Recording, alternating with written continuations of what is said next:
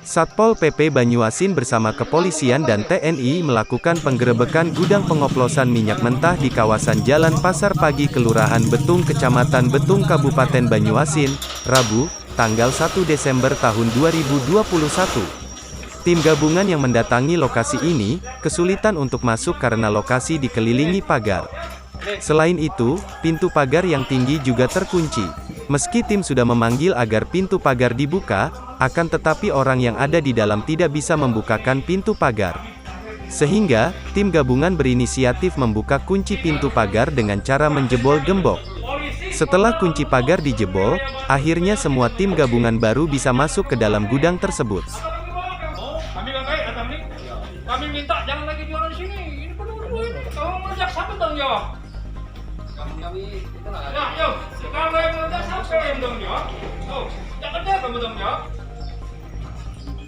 Kami harus surat dari KTP-nya dipotong. Yang penting kami ingin tahu. Ingin tahu KTP dipotong.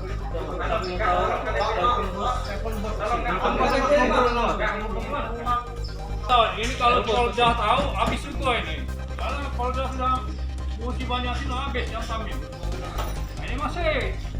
Ayo, sama-sama kita mati aturan. Kita baik-baik, Kami temukan, ini laporan masyarakat ya. Ya.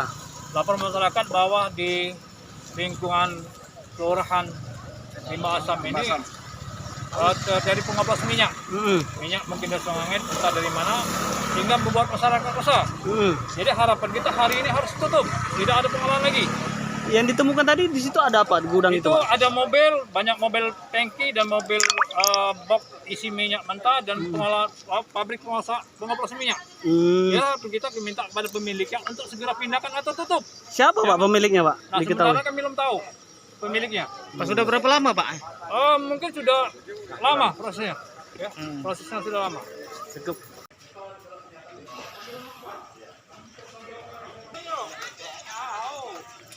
Kalau mendaki gak kena kali. Maka